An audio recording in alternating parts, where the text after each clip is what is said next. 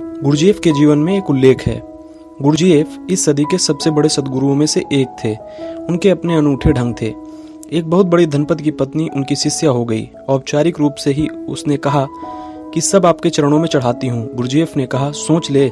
सब थोड़ी डरी और झिझकी, लेकिन वह अब कह चुकी थी तो उसने कहा, हाँ सब। तो गुरजीएफ ने कहा कि जितने हीरे जवाहरात, जितने मोती माड़ी के तेरे पास हैं, सबकी पोटली बांधकर ले आ। अब बहुत घबराई। मामला ऐसा हो जाएगा यह नहीं सोचा था। यह तो औपचारिकता से कहा था। यह तो मामला ऐसा हो गया है जैसे मेहमान तुम्हारे घर में आए और आप कहें, आइए आइए, आपका ही घर है, और फिर वह जमकर ही रह जाएं। वह कहें, तुम्ही ने तो कहा था, आपका ही घर है, सब आपका है। औपचारिक शिष्टाचार की बात उसने कही थी कि सब आपके चरणों में समर्पित है। इसका कोई मतलब यह नहीं था कि समर्पित है। लेकिन गुरजीएफ ने तो कहा कि ठीक। बड़ी बेचैन, रात भर सो ना सकी। पास में जो महिला आश्रम में थी उसने पूछा कि सो नहीं रही हो, बात क्या है? तो उसने अपनी दुख कथा कही कि मामला तो बहुत महंगा हो गया है।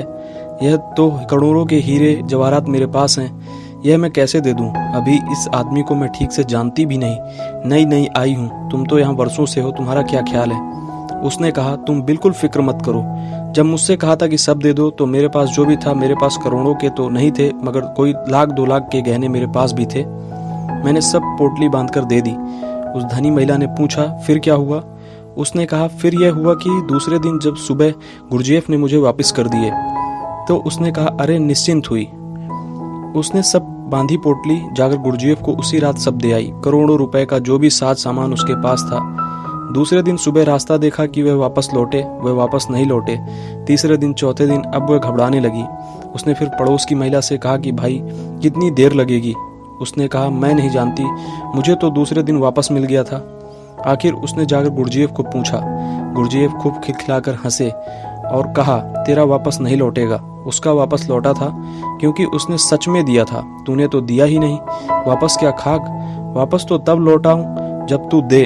अभी देना ही नहीं हुआ है तो मैं वापस भी क्या करूं? उसने दिया था, वापस की कोई आकांक्षा से नहीं दिया था, दिया ही था, समग्र मन से दिया था, सो मुझे लौटा देना पड़ा। करता भी क्या?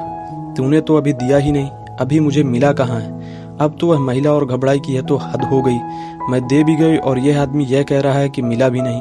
अभी तो मिला भी कहाँ, वापस मैं क्या लौटाऊं? लेकिन गुरजीएफ ठीक कह रहे हैं। गुरु को अगर तुम दे सके तो सब वापस लौट जाता है, शायद 1000 गुना होकर वापस लौट जाता है। शायद देने की लेने की जरूरत ही नहीं पड़ती, भाव की ही बात पर्याप्त हो जाती है, मगर बेईमानी नहीं चल सकती। गुरजीएफ ने लौटा दिया उसका सारा धन और उससे कहा, दरवाजे के बाहर हो जा। यह स्थान तेरे लिए नहीं है, यह कोई सौदा नहीं है, यह कोई व्यवसाय नहीं है।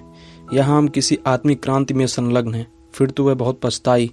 बहुत कहा कि ले लें। गुरजीएफ ने कहा, अभी नहीं, अभी तू जा। अभी तू कह रही थी कि ले लें इस आशा में कि वापस लौटाऊंगा।